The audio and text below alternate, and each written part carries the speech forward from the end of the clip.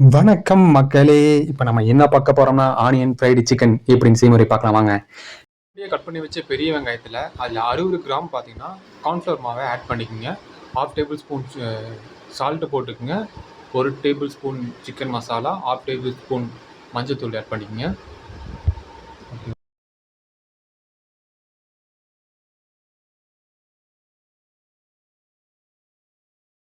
நல்லா மிக்ஸ் பண்ணிக்கங்க.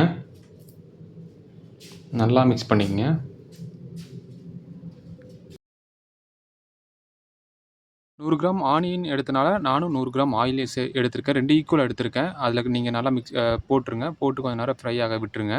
கீழே அடி பிடிக்காத மாதிரி கரண்டி வச்சு கொஞ்சம் அப்படி கிளறிக்கிட்டே இருங்க. இதை பண்ணும்போது ஃபயர் எப்போவுமே லோ ஃப்ளேமில் வச்சு பண்ணுங்கள். லோ ஃப்ளேம்லேயே வச்சுக்கோங்க, ஏன்னா இதில் அடி பிடிச்சிரும். ஓகேங்க, அவ்வளோதாங்க. நல்லா கிளறி விட்டது பின்னாடி பார்த்தீங்கன்னா மேலே மூடி வச்சு நீங்கள் ஒரு 10 நிமிஷத்துக்கு வந்து மூடி வச்சுருங்க லோ ஃப்ளேமில் வச்சு.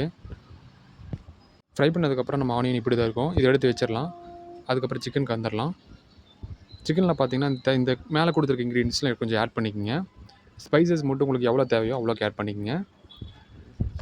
நான் கேர்டு ஆட் பண்ணியிருக்கேன். 120 கிராம் கேர்டு எடுத்திருக்கேன். உங்களுக்கு கேர்டு இப்போ வேணாங்க நீங்கள் இன்னும் கொஞ்சம் ஜாஸ்தியாக வேணால் எடுத்துக்கலாம். அடுத்து இஞ்சி பூண்டு பேஸ்ட்டு இடிக்கும்போது பார்த்தீங்கன்னா நீங்கள் இஞ்சியை விட பூண்டு தான் கொஞ்சம் அதிகமாக சேர்க்குற மாதிரி இருக்கும் இதில். அப்படின்னா தான் டேஸ்ட் வரும். இது போட்டு நல்லா மிக்ஸ் பண்ணிக்கோங்க. நல்லா மிக்ஸ் பண்ணுங்கள். சிக்கன் பார்த்தீங்கன்னா நான் ஆனியன் ஃப்ரை பண்ணுறதுக்கு முன்னாடியே இந்த சிக்கன் நான் வந்து ரெடி பண்ணி மசாலாலாம் போட்டு ரெடி பண்ணி வச்சுட்டு 1/2 அன் ஹவருக்கு பார்த்தீங்கன்னா கொஞ்சம் ஊற வச்சுட்டேன். மசாலாலாம் நல்லா ஊறணும்னு சொல்லி. இது நான் முன்னாடி எடுத்த வீடியோ. ஓகேங்களா, நீங்கள் ஆனியன் ஃப்ரை பண்ணுறதுக்கு முன்னாடியே மசாலாலாம் போட்டு ஒரு 1/2 அன் ஹவருக்கு ஊற வச்சுருங்க. ஓகேங்க, அவ்வளோதான். இதில் நான் ஆனியன் ஃப்ரை யூஸ் பண்ண அதே கடாயை தான் நான் இதில் யூஸ் பண்ணியிருக்கேன். ஏன்னா அதில் கொஞ்சம் ஆயில் எக்ஸ்ட்ராவே இருந்தனால நான் அதே கடாயை யூஸ் பண்ணிக்கிட்டேன். இதில் பட்டை, அன்னாசி பூ 2 ஆட் பண்ணி கொஞ்சம் ஃப்ரை பண்ண விட்டுட்டேன். லோ ஃப்ளேமில் வச்சுக்கோங்க முக்கியமாக. ஹை ஃப்ளேமில் வச்சிங்கன்னா கருகிரும். அப்புறம் சாப் பண்ணி வச்ச டொமேட்டோ, தக்காளி கொஞ்சம் ஆட் பண்ணிவிட்டேன். ஆட் பண்ணிவிட்டு இதே லோ ஃப்ளேமில் வச்சு கொஞ்சம் ஃப்ரை பண்ணிக்கோங்க.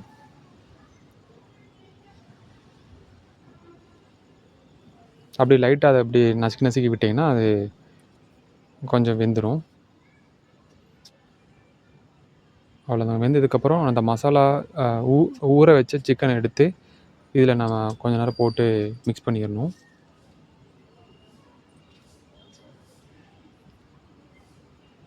லோ ஃப்ளேமில் வச்சுக்கோங்க, எல்லாம் கருகிரும். நீங்கள் அந்த சிக்கன் கொதிக்க வைக்கும்போது ஹை ஃப்ளேமில் வச்சா போதும்.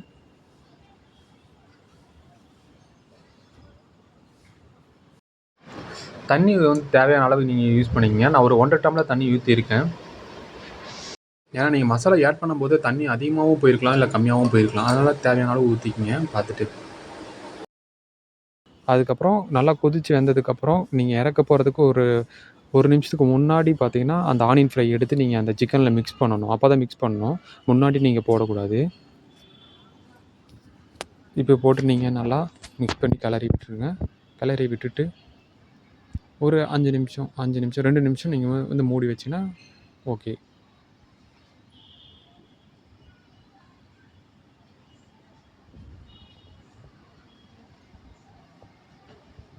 நீங்கள் கிளறி விட்டுக்கிட்டே இருக்கணும் இல்லை கொஞ்சம் ரொம்ப நேரம்.